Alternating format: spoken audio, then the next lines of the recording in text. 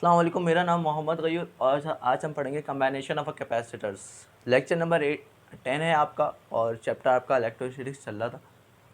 तो कम्बाइनेशन of capacitors आज हम पढ़ेंगे। और कम्बाइनेशन ऑफ कैपेसिटर की ज़रूरत क्यों पड़ती है? देखें, कैपेसिटर्स को कंबाइन करने की ज़रूरत पड़ती है। पहले बात, कैपेसिटर्स क्या होते हैं? कैपेसिटर्स एनर्जी स्टोर करने के लिए इस्तेमाल होता है। अब कोई भी एक सर्किट है, उसके अंदर कैपेसिटर्स लगे हुए हैं और हमें अपनी डिज़ायर वैल्यू चाहिए। मतलब एक फ़र्ज़ करें कोई भी एक सर्किट है और वो चार्जर है फ़र्ज़ करें। अब चार्जर के लिए कैपेसिटर की एक वैल्यू चाहिए कि इतनी कैपेसिटेंस चाहिए हमें उस चार्जर को चार्ज करने के लिए ना। तो अब हमारे पास वो कैपेसिटर्स नहीं है, तो हम दूसरे कैपेसिटर्स को, जो हमें चाहिए वैल्यू कैपेसिटेंस की, वो वैल्यू नहीं है हमारे पास, तो हम दूसरी वैल्यू के कैपेसिटेंस को, मतलब हाई, मतलब जिसकी एनर्जी ज़्यादा है, जिसकी एनर्जी कम है, जिसकी कैपेसिटेंस ज़्यादा है, जिसकी कैपेसिटेंस कम है, उसको हम लेके किसी तरह ज्वाइन कर देंगे, सीरियल में ज्वाइन कर दें, पैरेलल में ज्वाइन कर लें, तो हमारी वो डिज़ायर वैल्यू आ जाए जो हमें वैल्यू चाहिए। इस वजह से कम्बाइनेशन ऑफ कैपेसिटर्स को के मेथड से हम अपनी डिज़ायर वैल्यू किसी भी एक सर्किट के अंदर ले सकते हैं। तो कम्बाइनेशन ऑफ कैपेसिटर्स तीन तरह के होते हैं। सीरियल आप कैपेसिटर्स को ज्वाइन कर दें, या फिर पैरेलल ज्वाइन कर दें, या फिर सीरियल और पैरेलल दोनों के अंदर ज्वाइन कर दें। तो आज हम पढ़ेंगे पैरेलल कम्बाइनेशन ऑफ कैपेसिटर्स के पैरेलली कैपेसिटर्स किस तरह ज्वाइन होते हैं। सबसे पहले आपको कैपेसिटेंस का जो हमने फॉर्मूला ड्राइव करा था लेक्चर नंबर 9 के अंदर, वो ये ड्राइव करा था हमने कि आपका चार्ज बराबर होता है CV के। चार्ज आपके बराबर होता है CV के। ये चार्ज आपको क्या पता है, चार्ज पॉजिटिव नेगेटिव दोनों होते हैं। और इसी तरीके से आपका ये C क्या है, ये कैपेसिटेंस है, और ये आपका V क्या है, वोल्ट। अच्छा, इस चार्ज से आप इलेक्ट्रॉन भी ले सकते हैं, फ्लो ऑफ इलेक्ट्रॉन। और C आपका कैपेसिटेंस है और V आपका क्या है, वोल्ट है, वोल्टेज है। तो अब हम देखते हैं कि पैरेलली कंबाइनेशन कैसे होती है कैपेसिटर्स के अंदर। तो यहाँ पे लिखा हुआ है, अच्छा पहले देख लें डायग्राम से कि ये पैरेलल ज्वाइन है, कि ये 12 वोल्ट पोटेंशियल डिफरेंस हम इसको दे रहे हैं, सही है। और यहाँ से पॉजिटिव टर्मिनल है, पॉजिटिव टर्मिनल यहाँ से गया और ये एक के बाद एक, एक के बाद एक, इसको पैरेलल कहते हैं ना। फिर ये आया, फिर ये आया, फिर ये आया, तो ये सारे क्या है, एक दूसरे में पैरेलल है। ये अब सीरियल क्या, वो सीरियल क्या होंगे, एक रफली एग्जांपल देता हूँ, जब सीरियल पढ़ेंगे तो फिर आपको सीरियल भी समझाऊंगा। तो सीरियल का मतलब होता है एक के बाद एक, ये फिर ये फिर ये। अगर ऐसे ज्वाइन होते एक के बाद एक के बाद एक तो वो होते सीरियल। और ये क्या है, ये फिर ये फिर ये, तो ये पैरेलल ज्वाइन हुए हैं, सही है। जैसे पैरेलल लाइंस होती है ना, ये लाइन इसके पैरेलल है, तो ये एक के बाद एक के बाद होती है। और ये फिर ये सीरीज में ये पैरेलल है। ये दोनों में फ़र्क होता है सीरियल और पैरेलल के अंदर। तो अब देखते हैं कि पैरेलल कंबाइनेशन के अंदर क्या क्या चीज़ें होती हैं, क्या क्या चीज़ें नहीं होती। लिखा हुआ क्या है, दे कंबाइंस, किसकी बात कर रहे हैं हम, पैरेलल कंबाइनेशन की बात कर रहे हैं। लिखा हुआ है they combine as positive terminal of each capacitor, कि पॉजिटिव टर्मिनल, आपका पॉजिटिव टर्मिनल हर कैपेसिटर का, positive terminal of each capacitor is connected with the positive terminal of another capacitor. इन्होंने कहा कि पैरेलल कंबाइनेशन कैसे होगी कि हर पॉजिटिव टर्मिनल एक कैपेसिटर का, हर पॉजिटिव टर्मिनल एक कैपेसिटर का, इसी तरह इसका पॉजिटिव टर्मिनल क्या है, एक दूसरे के पॉजिटिव टर्मिनल से कनेक्ट होंगे। कि ये पॉजिटिव टर्मिनल यहाँ से यहाँ पर कनेक्ट हो रहा है, ये पॉजिटिव टर्मिनल यहाँ से आके कनेक्ट हो रहा है, ये पॉजिटिव टर्मिनल यहाँ से आके कनेक्ट हो रहा है। पैरेलल कंबाइनेशन की बात कर रहे हैं। इस connected with positive terminal of another capacitors, कि हर एक का पॉजिटिव टर्मिनल दूसरे के पॉजिटिव टर्मिनल से किसी ना किसी सूरत में कनेक्ट होगा। ये पॉजिटिव टर्मिनल यहाँ पे आ रहा है, ये पॉजिटिव टर्मिनल यहाँ पे आ रहा है, ये पॉजिटिव टर्मिनल यहाँ पे आ रहा है, और सब आपस में कनेक्ट है। अब इन्होंने अब इसके वाइस वर्सा बात की है, एंड नेगेटिव टर्मिनल और negative terminal of each capacitor, हर एक कैपेसिटर का is connected with the negative terminal of another capacitor. और क्या होता है कि नेगेटिव टर्मिनल हर कैपेसिटर का, नेगेटिव टर्मिनल हर कैपेसिटर का, और इसी तरीके से ये कहाँ से कनेक्ट हो रहा है, एक पॉइंट से कनेक्ट हो रहा है। कहाँ से कनेक्ट हो रहा है, एक पॉइंट से कनेक्ट हो रहा है। कहाँ से कनेक्ट हो रहा है, एक ही पॉइंट से कनेक्ट हो रहे हैं। तो सारे कैपेसिटर्स के नेगेटिव टर्मिनल एक पॉइंट से कनेक्ट हो रहे हैं। और ये कहाँ पे होता हुआ जा रहा है, ये नेगेटिव टर्मिनल पर होता हुआ जा रहा है। इसी तरीके से पॉजिटिव, जो पॉजिटिव टर्मिनल कैपेसिटर्स के हैं, ये कहाँ से होते, कहाँ पे जा रहे हैं, ये आपकी बैटरी के पोटेंशियल डिफरेंस का जो दूसरा टर्मिनल है, पॉजिटिव टर्मिनल पे जाके कनेक्ट है। तो उम्मीद है कि यहाँ तक कि आपको समझ में आएगी डेफिनेशन क्या कह रही है। अब हम देखते हैं कि हम आगे कैसे बढ़ेंगे। होगा ये कि अब मैं आपको दो बातें बताऊंगा कि आप क्यू को चार्ज कहते हैं। अब चार्ज क्या होता है? Flows of electron. चार्ज क्या है हमारा? Flows of electron. जैसे इलेक्ट्रॉन और absence of electron, positive negative charge हमारे कहलाते हैं। तो चार्ज को आप समझिए कि चार्ज क्या है? आपके इलेक्ट्रॉन्स हैं। देखिए हमारा जो फॉर्मूला था वो है चार्ज बराबर है, charge is equivalent to C V. देखें ये आपका कैपेसिटर है C1, ये दूसरा कैपेसिटर है आपका C2 लिख दें इधर, ये तीसरा कैपेसिटर है C3। आपको पता है ये आपके कैपेसिटर्स हैं। और ये C क्या लिखा हुआ है? ये इसकी कैपेसिटेंस लिखी हुई है। कैपेसिटेंस क्या होती है? Ability of a capacitor. इसकी कैपेसिटेंस कुछ और है, इसकी कैपेसिटेंस कुछ और है, इसकी कैपेसिटेंस कुछ और। फर्ज करें ये ज़्यादा पावर का कैपेसिटर, ये दरमियानी पावर का, और ये बहुत कम पावर का कैपेसिटर है। तो कैपेसिटर की जो सलाहियत है वो कौन बताता है? कैपेसिटेंस बताता है। तो सी तो वैसे भी हमारा कैपेसिटेंस शो करता है, वी हमारा वोल्टेज शो करता है, और क्यू हमारा चार्ज शो करता है। तो आपको एक रफ एग्जांपल देने के लिए मैं समझाऊं कि क्यू है ना आपका, क्यू को आप समझिए इलेक्ट्रॉन्स।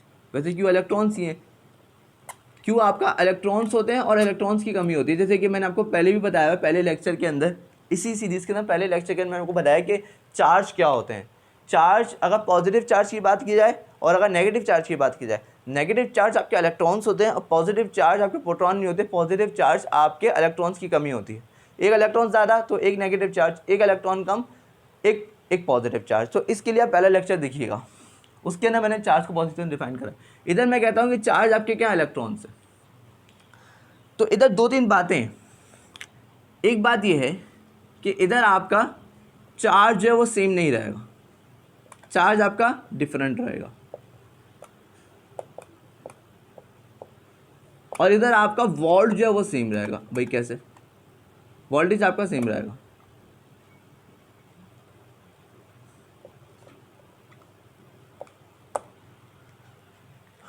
अब आप एग्जाम्पल को समझें कि फ़र्ज़ करें यहाँ से कुछ इलेक्ट्रॉन्स आए, तकरीबन एक अंदाज़न ले लें आपके 20 इलेक्ट्रॉन थे। क्योंकि चार्ज फ्लो होगा ना, ज़ाहिर सी बात है। चार्ज क्या है? इलेक्ट्रॉन से। चार्ज आपके इलेक्ट्रॉन से। अब यहाँ से आपके तकरीबन 20 इलेक्ट्रॉन आए, मतलब यहाँ से चार्ज पास हुआ, यहाँ से इस टर्मिनल से चार्ज पास हुआ, इधर पास हुआ, इधर पास हुआ, इधर पास हुआ, इधर होते होते होते इधर आ गया। जब 20 इलेक्ट्रॉन्स इधर हैं तो 20 इलेक्ट्रॉन्स के सामने अब मुझे बताएं कितने रास्ते। अब इलेक्ट्रॉन्स को एज आप ये समझ लें कि 20 लोग हैं, 20 लोग हैं और सारे के सारे जवान कहीं घूमने के लिए गए। 20 जवान लोग, यंग लोग कहीं घूमने के लिए गए। वो आपके एज ए इलेक्ट्रॉन से एग्जाम्पल देना चाह रहा हूँ मैं उससे। तो ये 20 लोग या 20 इलेक्ट्रॉन्स आपके यहाँ से होते होते होते होते यहाँ पे आ गए। जब वो यहाँ पे आए इस पॉइंट के अंदर, तो उनको 3 दरवाजे दिख रहे हैं। एक दरवाज़ा ये है, एक दरवाज़ा ये है, और एक दरवाज़ा इसके सामने है। तो मुझे बताइए 20 लोग हैं और दरवाजे 3 हैं। आपके लोगों को मैं क्या समझाना चाह रहा हूँ? लोग आपके इलेक्ट्रॉन्स हैं। एज ए एग्जाम्पल मैंने कंपेयर करा है इलेक्ट्रॉन्स को लोगों से। तो 20 आपके लोग तो टोटल, मतलब चार्ज क्या था आपका? 20। चार्ज आपको 20 था। अब 20 लोग यहाँ पे आए हुए, 20 लोगों के सामने 3 दरवाजे। तो मुझे बताइए अब जो दरवाज़ा, अब मैंने कहा कि इसकी कैपेसिटेंस ज़्यादा है, इसकी कैपेसिटेंस मीडियम है, इसकी कैपेसिटेंस कम है। सही है। तो जो 20 लोग हैं, जो 20 इलेक्ट्रॉन्स हैं, वो 20 लोगों में से ज़्यादा इलेक्ट्रॉन उधर जाएंगे जहाँ पे कैपेसिटेंस ज़्यादा है। उन 20 लोगों में से तकरीबन 8 जो हैं वो लोग, या 8 इलेक्ट्रॉन यहाँ पे चले जाएंगे जहाँ पे कैपेसिटेंस मीडियम है। उन 20 लोगों में से 2 इलेक्ट्रॉन वहाँ पे जाएंगे जहाँ पे कैपेसिटेंस कम है। तो देखिए ये 20 लोग डिवाइड होगा। सही। अगर ये सबकी कैपेसिटेंस सेम भी होती ना, तब भी इक्वली डिवाइड हो जाते। अगर कैपेसिटेंस सबकी सेम होती तो ये तब भी इक्वली डिवाइड होते, पर कैपेसिटेंस सेम नहीं है तो ये इक्वली डिवाइड नहीं हुए। ये 20 लोग यहाँ पे आए, इनको 3 दरवाजे देखिए। एक दरवाज़ा बहुत ज़्यादा बड़ा था तो वहाँ से 10 लोग चले गए, एक दरवाज़ा थोड़ा सा दरमियाना तो वहाँ से 8 लोग चले गए, और एक दरवाज़ा पतला था बहुत, तो वहाँ से 2 लोग गुजर गए। तो कहने का मेरा मकसद ये है कि 20 लोग डिवाइड होगा। चार्ज जो था आपका वो चार्ज सेम रहा? चार्ज सेम नहीं रहा। पहले चार्ज आपका 20 था, अब चार्ज आपका 10 हो गया, 8 हो गया और 2 हो गया। तो मैंने क्या लिखा, चार्ज इस कंबाइनेशन के ना, पैरेलल कंबाइनेशन का ना चार्ज आपका डिफरेंट रहेगा। अब आगे देखें, अब इन्होंने जब ये दरवाज़ा, फर्ज करें दरवाज़ा है या कोई नदी है या एक नहर है, यहाँ से इस नहर से 10 बंदे गुजरे, इस नहर से 8 बंदे गुजरे, इस नहर से 2 बंदे गुजरे, अब सारे जवान थे। तो देखें, मैं ये समझता हूँ कि वोल्टेज आपकी एनर्जी होती है। वोल्टेज क्या होती है? आपकी एनर्जी होती है। मैंने कहा वोल्टेज इसके अंदर आपका सेम रहेगा। चीज़ को ज़रा समझे, चार्ज आपका इस कंबाइनेशन के अंदर डिफरेंट रहेगा, वोल्टेज आपका इस कंबाइनेशन के अंदर सेम रहेगा। कैसे? वोल्टेज को मैं एज एनर्जी लेता हूँ, जिस तरह मैंने चार्ज को एज इलेक्ट्रॉन्स लिया था, इसी तरह वोल्टेज को मैं एज एनर्जी लेता हूँ। अब मुझे बताइए, 20 बंदे यहाँ से गुजरे, ऐसे गुजर के यहाँ पे आ गए, और यहाँ पे आकर उनको 3 दरवाजे देखे, तो जाहिर सी बात है उन 20 लोगों को डिवाइड होना था। जब 20 लोग डिवाइड होगा, इसका मतलब चार्ज डिफरेंट हो गया, क्योंकि 20 लोगों को मैंने 20 इलेक्ट्रॉन से तशबीह दी थी। तो 20 इलेक्ट्रॉन है, तो 20 इलेक्ट्रॉन जब यहाँ पे आए, यहाँ पे आने के बाद 10 इलेक्ट्रॉन इधर, 8 इलेक्ट्रॉन इधर और 2 इलेक्ट्रॉन इधर। तो मुझे बताइए, जब इलेक्ट्रॉन सेम नहीं रहे, 20 थे, अब 10, 8 और 2 होगा, तो चार्ज भी सेम नहीं रहा, चार्ज डिफरेंट हो गया। अब हमें देखना वोल्टेज सेम है या नहीं है। जो यहाँ पे वोल्टेज था वो इनके पास वोल्टेज है या नहीं है। देखें, जब ये 20 लोग सारे के सारे यंग थे, जब यहाँ से आने के बाद डिवाइड होगा तो चार्ज डिफरेंट हो गया।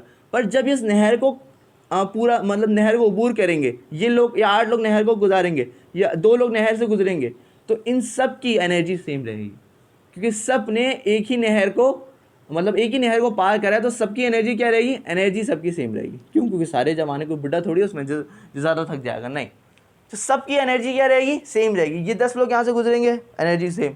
ये 8 लोग यहाँ से गुजरेंगे, एनर्जी सेम। ये 2 लोग यहाँ से गुजरेंगे, एनर्जी सेम। तो वोल्टेज आपको क्या रहेगा? सेम रहेगा। अब हम इस कॉन्सेप्ट को जितना आपको समझ में आया, डेरिवेशन पे चलते हैं। कि मैं कह सकता हूँ कि आपका जो ये फॉर्मूला है आपका, कि आपका जो total charge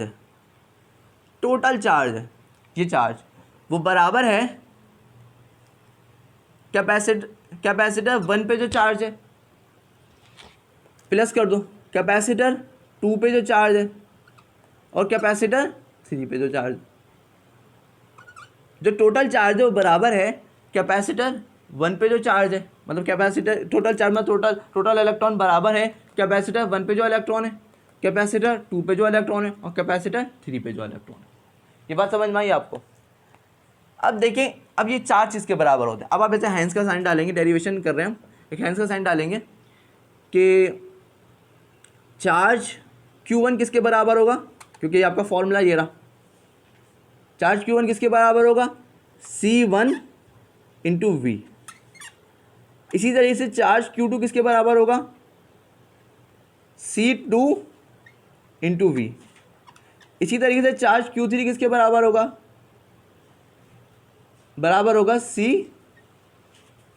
C3 into V। अब आप गौर से देखें, Q1 है, मतलब ये रहा, यहाँ पे जो चार्ज है वो Q1 कहलाएगा। Q1 C1 पे, मतलब C1 जो लोकेशन है उधर जो चार्ज है वो Q1 है।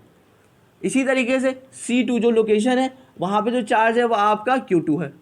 इसी तरीके से C3 जो लोकेशन है उधर जो चार्ज है आपका Q3 है। पर आप एक बात ज़रा नोटिस करें कि V सब जगह सेम है, वोल्टेज सब जगह सेम है। तो वही तो मैंने आपको बताया, वोल्टेज चेंज नहीं हुआ। जब यहाँ से इलेक्ट्रॉन निकले तो 3 रास्तों की वजह से इलेक्ट्रॉन डिवाइड होगा, इसका मतलब चार्ज डिवाइड हो गया। तो चार्ज चेंज हुआ, Q1 C1। पहले कैपेसिटर के लिए चार्ज Q1 है, दूसरे कैपेसिटर के लिए चार्ज Q1 नहीं है, चेंज हो गया। क्यों? क्योंकि रास्ते अलग अलग थे, यहाँ पे 10, यहाँ पे 8, यहाँ पे 2। दूसरे कैपेसिटर के लिए चार्ज Q2 हो गया, तीसरे कैपेसिटर के लिए चार्ज Q3 हो गया, चार्ज डिफरेंट हो गया।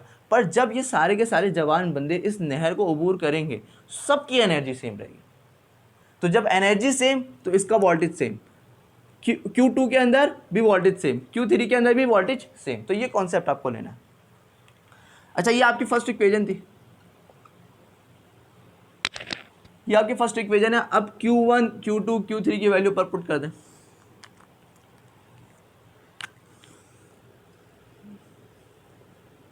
Q1 की वैल्यू आपकी है C1 इंटू वी, इसी तरीके से Q2 की वैल्यू आपकी है C2 into we, C3 into we.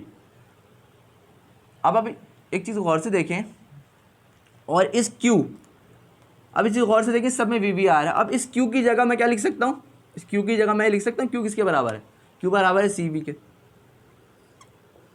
समझ में आई बात? इस Q की जगह मैं CV लिख सकता हूँ, इस Q1 की जगह मैंने ये वाली वैल्यू लिख दी, इस Q2 की जगह मैंने ये वाली वैल्यू लिख दी, इस Q3 की जगह मैं ये वाली वैल्यू लिख दी। तो अब देखें इन सब में से V सेम है। देखें C1 C2 C3 सेम नहीं है, ये 3 2 1 ये चेंज है ना। अगर सब पे 1 1 होता तो सेम होते। इस पे ये V सेम है, ये V इधर सेम है, ये V इधर सेम है, तो बेटा V आ जाएगा कॉमन। अंदर बचा C1 C2 और C3, यहाँ पे V है। तो आपको ज़रा देखें कि इस V से ये V कट गया, इस V से V कट गया, और आपका आंसर आया देन। तो टोटल आपके जो कैपेसिटेंस है वो बराबर है C1 plus C2 plus C3। तो इससे पता चलता है कि हम इन तीन कैपेसिटर्स को लगाने के बजाय एक ऐसा कैपेसिटर्स लगा लें जो इन तीनों के सम के बराबर होगा। सही है, हमने एक सर्किट बना रहे हैं, हमने तीन कैपेसिटर्स लगाए। अब इन तीन कैपेसिटर्स लगाने के बजाय मैं एक ऐसा कैपेसिटर्स लगाऊं जो इसके इक्विवेलेंट हो और वो इन सब के सम के बराबर है। तो इस सर्किट में मैं तीन कैपेसिटर्स हटा के एक इक्विवेलेंट कैपेसिटर्स लगा सकता हूँ। अच्छा देखें, इसका जो इक्विवेलेंट आया ना वो इसके इंडिविजुअल से ज़्यादा है। जैसे इसकी जो वैल्यू होगी, फर्स्ट करें, मैं इसकी एग्जांपल देके समझाता हूँ कि इसकी कैपेसिटेंस फर्स्ट करें 3 है, इसकी कैपेसिटेंस फर्स्ट करें 7 है, और इसकी कैपेसिटेंस फर्स्ट करें 10 है। तो टोटल कैपेसिटेंस कितनी आ गई, 20 आ गई। तो मुझे बताइए इसके हर एक कैपेसिटर से इसका जो इक्विवेलेंट है वो ज़्यादा है, इसका जो सम है वो ज़्यादा है। तो आप इन तीन कैपेसिटर्स को पैरेलल आपने कंबाइन करा हुआ था, इन तीन कैपेसिटर्स की जगह आप एक 20 कूलम का भी कैपेसिटर्स लगा सकते हैं, 20 फैरेड का भी कैपेसिटर्स लगा सकते हैं। और आप ये भी कर सकते हैं कि आपके पास 20 का कैपेसिटर नहीं है तो आपके पास 3 7 और 10 का कैपेसिटर्स है, तो उसको आप पैरेलली कंबाइन कर दें तो वो 20 कैपेसिटर का काम करेगा। समझ में आ गई बात?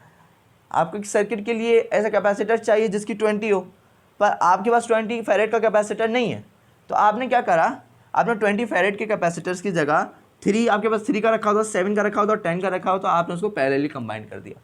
तो इस तरीके से कैपेसिटर्स का काम होता है। उम्मीद है कि आपको समझ में आई होगी। अल्लाह हाफ़िज़।